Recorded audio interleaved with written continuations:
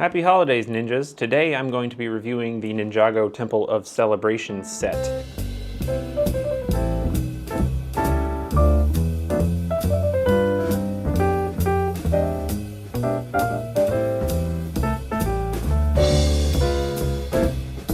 I've had this sealed basically since the 10th anniversary, and now that it's the holidays again and the 15th anniversary starts next year, I think it's time to crack it open. If you don't know, every year LEGO gives out an anniversary set to their employees, and this was the set in 2021, the year of Ninjago's 10th anniversary. Mine presumably came from the Mexico factory, and the seller took care to write a note to customs to not open it. Anyways, I think it's time to rip it open. I don't know why I'm scared. Actually, I do know why I'm scared. Because this is very cool, and I haven't opened it in forever. So the front of the box is like this nice kind of postcard design, and you will see that this has all of the 10th anniversary legacy golden figures that came in the sets. So none of these figures are actually exclusive, but this is a convenient way to get the entire set of anniversary figures. The back, you can actually see more clearly what the build is. So it's a little temple. There's a dragon and a sleigh and a tree. Zane's on some skis. You can read that up there if you want to. Okay. It's time. We're just doing it. We're doing it. And now this should just lift out like that. Oh gosh. Oh, that's right. This was one of the first sets that did the paper packaging. In fact, it might have been the first. I'd have to check that. And so there's a whole sheet in here. Oh, yep, there they are. There's a whole sheet in here about how that's novel. But yeah, there they are, number 8 and number 2. It looks like number 1 and number 5 are also paper bags. So we have the dragon and the sleigh. I guess the bottom of the temple. These are fun, actually. Wow, I was not expecting that. It's like floating, but you can see the part of the temple that will build, and then the rest of the stuff. Each of the instruction booklets actually has a little poem written by Tommy Andreasen that was included in here, so all of the first pages are unique, and that makes it kind of fun, I think. I'll go through these a little bit, but you can pause and read if you would like. There's a manual. There's bag 1. I'm gonna go build this thing, and then we can talk about it. All right, and here is the set all put together. As you can see, we have the main temple build, a ton of minifigures, and this dragon and sleigh over here. Starting off with the first thing you build in bag 1 and 2 is this dragon build. We've gotten a lot of dragons in Ninjago in the last few years, and so this one, I can't say it stands out in any particular way. The wingspan is quite impressive, but it is making use of that, relatively old sword piece.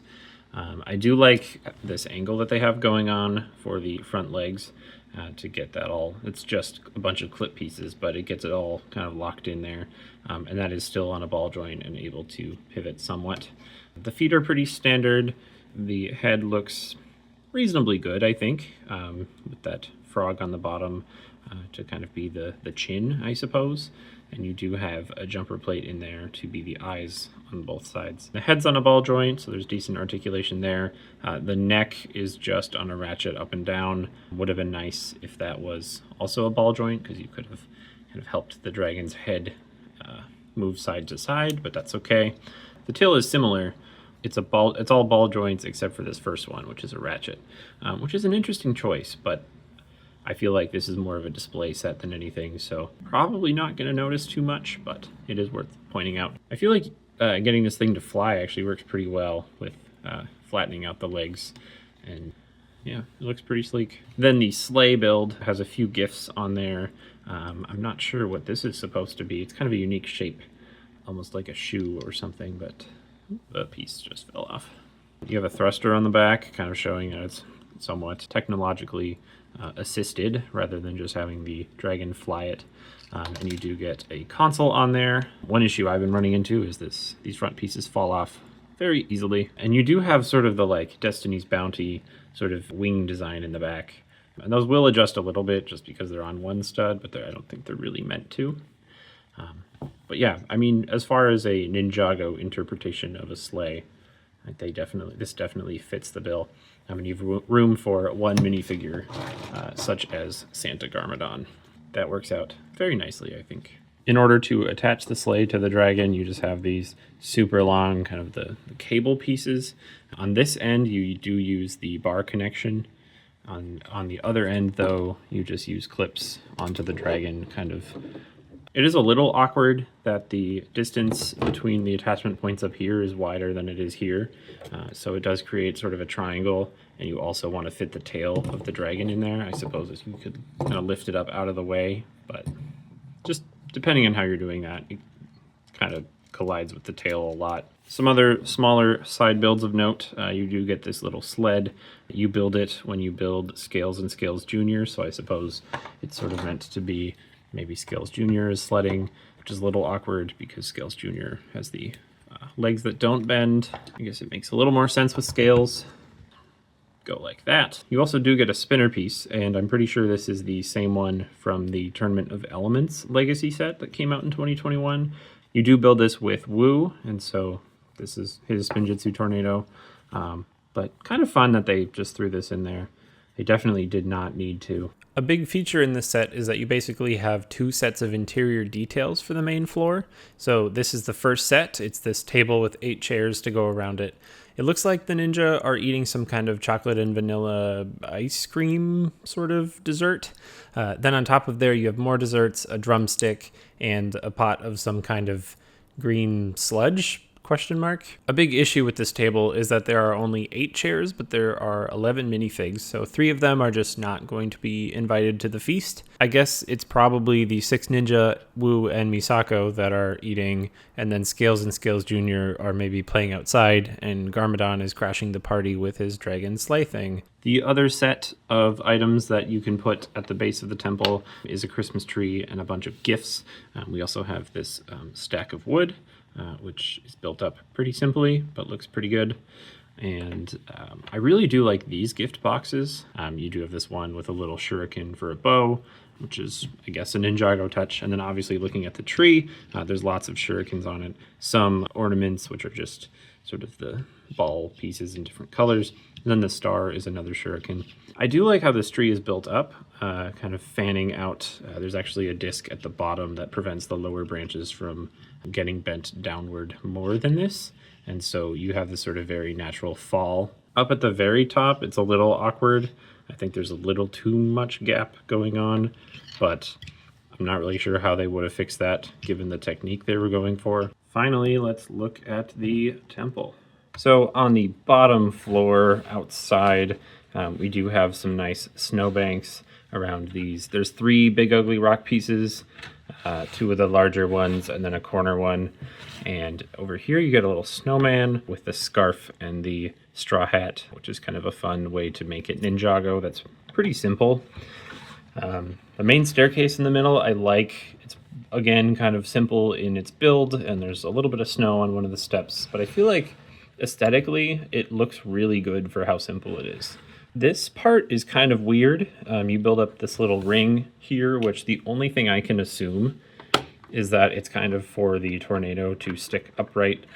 If you throw in a figure for a display purpose, you can actually have them kind of like spinning. I guess that's a way to do that. Moving up a floor, this is kind of the main entryway, and you have actually a surprising amount of space on the outside to display minifigs. You can have them walking up the stairs or just in between here.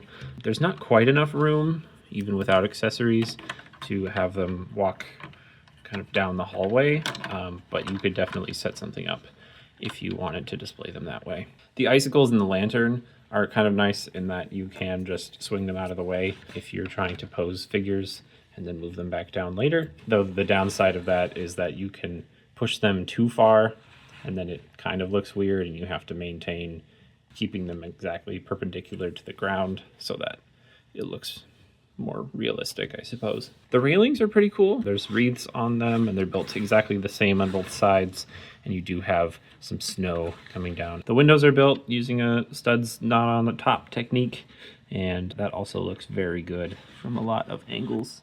And I do like the color blocking with the tan and the red there.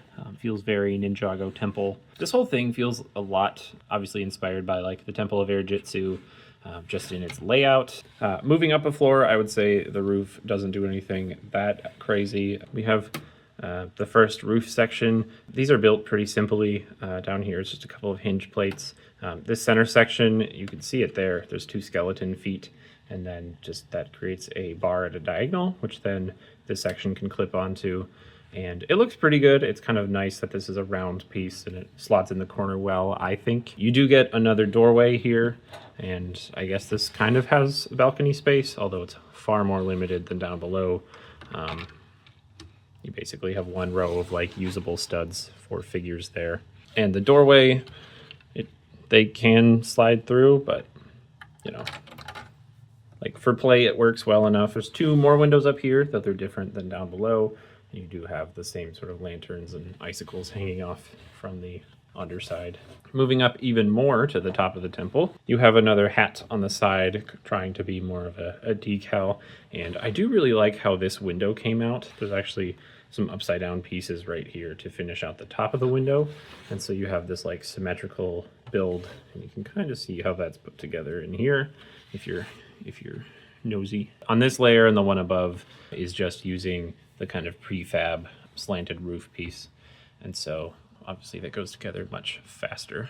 For the lanterns though, you actually just use a couple of clips to get that connection point right there, which I think works out well enough, though it's a little unfortunate that obviously the texture gets interrupted, but I think it also adds a nice way to break that up. Going all the way up to the roof, to the top roof, there's just those prefab pieces and then another section of roofing up here, and then just a really long pole to inflate the height of the temple. I should mention that the floors do come off very easily. I think this is done more for the build experience of having several people work on the model than for play, because underneath the first floor there's just tiles, and I don't think it really does a whole lot for you. Spinning the model around, we can start to take a look at the interior. So on the ground floor, there's a little cone in there. Maybe it's just a little Christmas tree, I'm not really sure. And a little build for a temple. I don't know that it's supposed to be a specific set. It's obviously way too small. It could be any number of red Ninjago temple. On these walls, you have like these windows with just the hats in them that look very nice. I do like that build technique to get a circular window. Obviously, there's nothing behind there. It's just the back of the rock pieces. But it looks good. And you do get one of the plaques for the 10 years of Ninjago. These are what came on all of the figures in the sets on their little stands. You don't get the stands in this set, but they did actually throw in the plaque. So I suppose you could build it yourself if you found the other parts. The fireplace build I actually quite like, though in the winter village theme, this really needs a light brick behind it. And it would have been so easy to like push in the staircase or something to add in a light brick. If this was a retail set, that probably would have been a light brick. So with all these jumpers on the bottom, I found it much easier to add these pieces in the back first before you drop in either the table or the tree in the middle. So throw in the table there, and then you do still have enough jumper pieces to put in the rest of the chairs. So that's what this thing might look like with the table in there. Obviously, one issue is that most of the ninja have armor pieces, and so you can't really have them sit down in the chairs without taking those off. And so if you do that, then it's okay. But they don't include hair pieces for most of the ninja, and so you would still have to have their masks on. For Lloyd and Nia, I think it's fine. Like you still have the hair, and so you can get Lloyd to sit down. Same with Nia. But for most of the other ninjas, it really doesn't work. You can put scales in there. Wu works, no problems, obviously, though you would need him to be on one of these outer chairs because the hat and the wall will not agree. Garmadon will kind of work anywhere, and then Misako will work just without doing anything. But yeah, it feels like kind of a miss to not include hair pieces for a lot of the ninja. If they are having dinner, they're gonna take their masks off, right? Like they gotta eat. I think most people would show it from the outside and maybe have the figures around the front of the display. And so it's not the end of the world, but it is kind of a weird miss to not include hair pieces for at least the characters that don't use them in their 10th anniversary figures. Removing all of that stuff, you can obviously have the table just sort of off to the side too, if you're dropping in the Christmas tree, which we'll take a look at here right now. The instructions do actually call out to put the gifts in the back first. Once those are in, you can put the tree in, and then you can put the rest of the gifts around there as well. Officially, this will leave one spot open. You could pose a figure in there still. Obviously, you still have studs over here to pose figures very easily. And this looks really fun. The only downside for the tree is that you do see the top of it in the middle of the temple, which is maybe fine. I don't know. Enough about the base floor. Let's continue up. And on this first floor, which I'm going to remove the top layers just to get some more light in there. So on this first floor, you get a couple of little builds. The biggest one I think is this tiny Ninjago City Gardens, which did come out in this year with that Woo minifigure. And over here, there's a letter, a quill, and then what I assume is a snow globe. I don't think that's a Ninjago reference so much as just a cute little build for a snow globe. But yeah, I mean, that's Ninjago City Gardens. Moving up a floor, there's just 2 drawers, another gift, and then this side has a small build on it. It's a skate with a cheese slope on it, so kind of hard to tell what it's supposed to be. Maybe it's an Ultra Sonic Raider, Ultra Stealth Raider, micro build. Though the very top floor, I think, is more interesting. There's another gift, and then a bust of Woo in all gold. This does mean that you actually can make the full figure of Woo that came in Ninjago City Gardens, but if you do that, are you going to put his, like, normal face on here? Like, that just looks a little weird. I think it works okay if it's gold. The face detail's kind of interesting. If they weren't trying to give you the complete figure, this probably would have just been an unprinted gold head, and that would have looked better as a bust, and so this is a little weird. You probably shouldn't store it this way if you want this version of the character. There's nothing else above this on the interior, so that's pretty much it for the temple build. Let's take a look at some minifigs now. So the first 2 we can look at is Garmadon and Misako. These are not using anything that rare. We've gotten this Lloyd Green Ninja hoodie in several other sets, but it's good to get another Misako minifigure. She does have an alternate face that is only ever so slightly different. And then the Santa Garmadon is just using a Santa beard, Santa torso, plain red legs, but then you do get a Garmadon face. This is the Santa torso that they were using at the time, a very simple character design. There's nothing new about this guy. But I like that he's here, you know? It just, thematically, it makes the set more fun. First 2 ninja we can take a look at are Kai and Cole. All of the ninja in this are not different from their 10th anniversary appearance in the Legacy sets, and so these shouldn't be new. I think all of the ninja use the same leg piece, and actually Woo does as well, but all of the torsos are unique, and a lot of the helmet designs are. Kai is using the Secrets of the Forbidden Spinjitzu scabbard, and Cole is using Master of the Mountain, which is kind of fun, and that is the Master of the Mountain hood. Removing some stuff, you can better see the torso prints and alternate faces for these guys.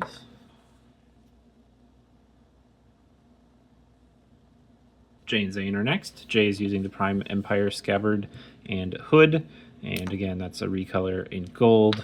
And Zane is using the Season 11 one, but he does get the flaming, what it looks like flaming hair, which is when he's using Forbidden Spinjitzu, which looks really funny when he's on skis. The instructions have you build this guy on skis, and I think that's great. Removing some stuff for these guys, you can take a better look at their printing.